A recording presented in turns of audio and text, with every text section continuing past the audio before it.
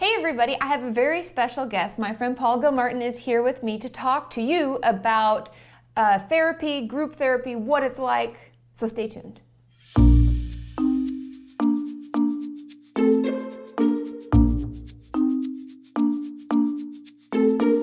So like I said, I have my friend Paul Gilmartin here. Now Paul has a mental illness happy hour podcast that I've been on 2 times. If you haven't checked that out, all the links to Paul's things will be below. But Paul has been a TV show host, a comedian, all sorts of things. A jackass.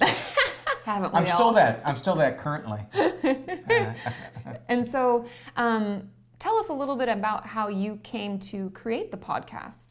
I've lived with clinical depression probably most of my life, but I went off my meds about 4 years ago, like a lot of people do. They think, I don't need these anymore, I feel good.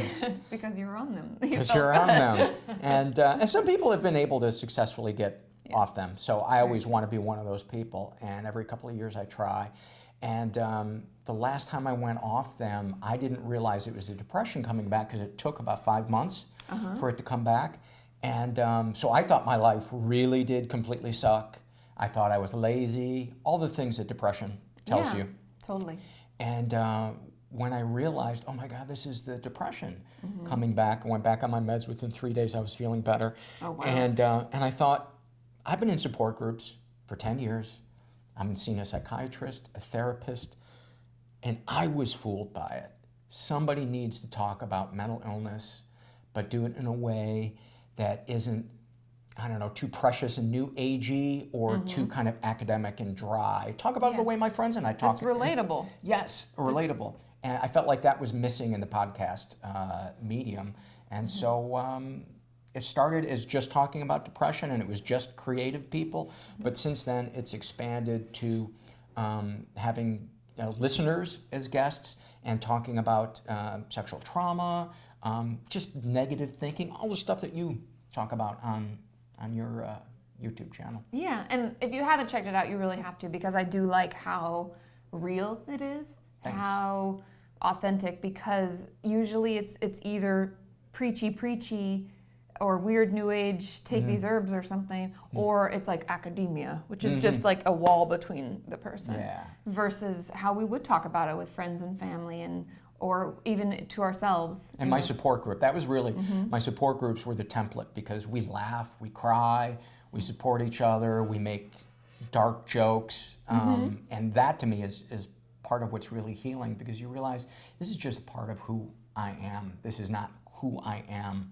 in total. Yeah. And so I've heard from a lot of my viewers concerns about starting to go to a group, and therapists will recommend, that you go to a group. Depends on what your issue is. It could be anything from DBT therapy groups to different 12-step programs to whatever. But tell us a little bit about how, like, your first time at the group. I was scared. I went to one for alcoholism and drug addiction, and I wasn't even sure that I qualified to go there, but within the first half hour I had tears running down my face, because I identified, and I felt hope, because everybody seemed happy in there. Not everybody, but there was a joy in there that completely surprised me.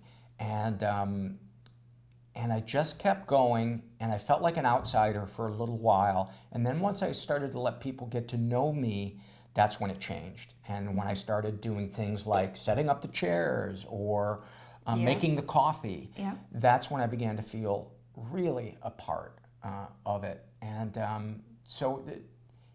I think it's normal when you first start going to a support group to just sit in the back with your arms folded and want to leave as soon as it's over. That's completely normal. But if you just keep going, you'll eventually start to make friends there, and you'll eventually, hopefully, it'll start to feel like home and a place you look forward to going to. I look forward to going to my support groups. I go to 3 meetings a week, different support groups for different issues, and it has just, I run out of words to describe how much it's helped me. Yeah, I mean, I even went to groups growing up and also when I was in college, And there's something so healing So healing. about knowing that all the shit you thought was not crazy. Oh, other people do that too. And the tears running down your face when you like hear someone share a story that's so mirroring what went through in your life.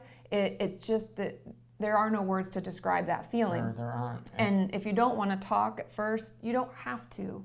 And it's okay. And so I can't ever mention them enough, recommend them enough to people, because most of them are free or donation only.